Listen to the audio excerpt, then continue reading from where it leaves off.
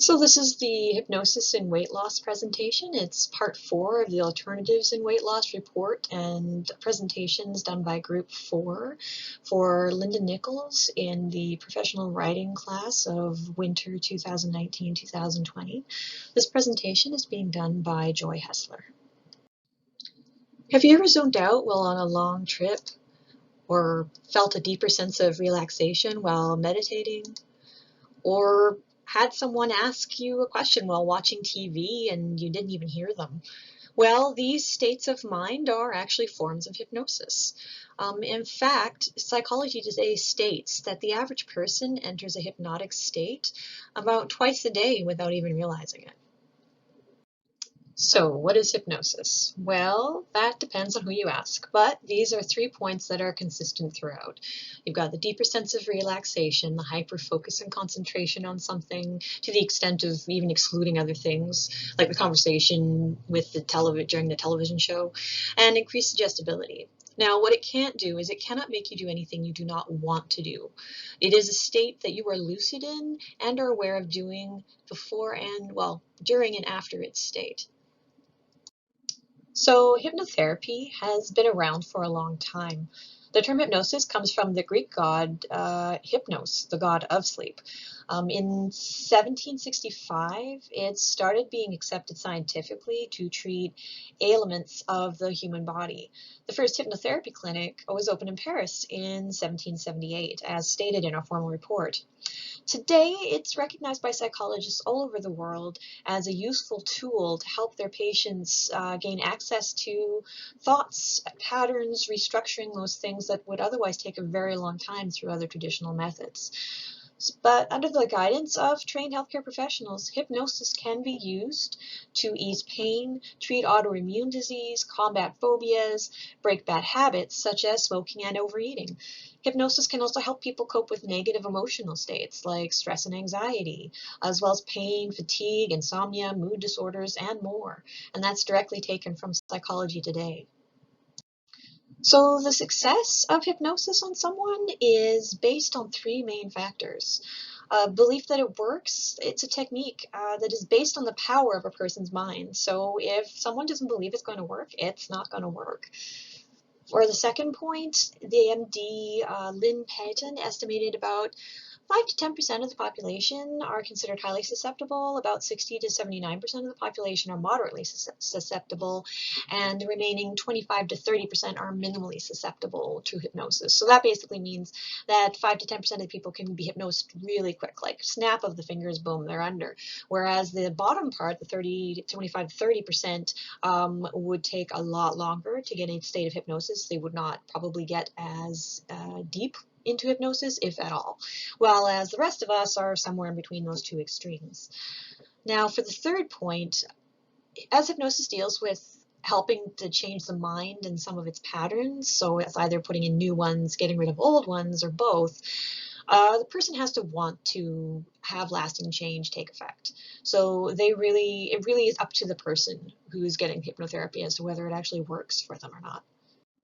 So here we have a list of 3 common techniques that hypnotherapists can use to help people lose weight. Of course, they have other techniques as well, and these are all based on whatever the client needs and customized, whether it's to avoid certain foods or enjoy certain foods more, or even making them think they've had an operation that restricts their stomach so that they don't feel as hungry. Much less expensive and much less risk to do it that way. So before doing any of these techniques, though, it's important that they will ask a client personal questions about their history to see if there's any underlying emotional issues that are connected to weight and body image. Barb Davies, a Thunder Bay hypnotherapist, stated about 70 to 80% of her clients that come in for weight loss help have underlying issues connected to it. And if you don't treat those issues first, the weight loss techniques that you're going to use will fail, because weight gain is a symptom, not the actual problem in these cases. There's only a few official medical studies that have actually focused on hypnosis with weight loss. This one showing here is the most current, having been done in 2018. Now in this study, the people were split into two groups, with the study group being taught self-hypnosis techniques to apply, as well as the standard diet and exercises that were given to the control group. Now, as you can see, over the 9-month period of time, the average weight loss between the two really isn't that significant, the 5.6 versus the 6.5.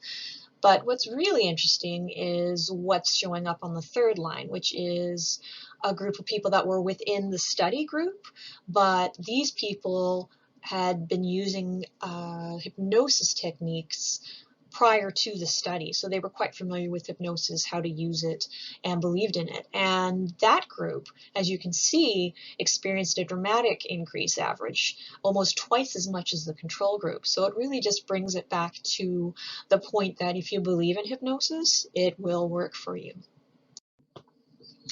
So in terms of hypnosis working for weight loss, a firm yes or a no, it really is up to the person that's using it. It can help, especially if there's emotional or other factors connected to the weight loss that need to be resolved. It works best if the person, of course, is suggestible to hypnosis and is using it in conjunction with other methods of weight loss. More studies, though, still need to be completed to confirm this. But as a standalone, based on the limited research that we have, it is recommended that a person look at other methods first, as this is not an effective way to lose weight right now. But again, that is subjective to the person that's using it and how much you believe it'll help you, how much you're susceptible to hypnosis, whether you really want that change. So it's that subjectivity that makes it so hard to gauge in research.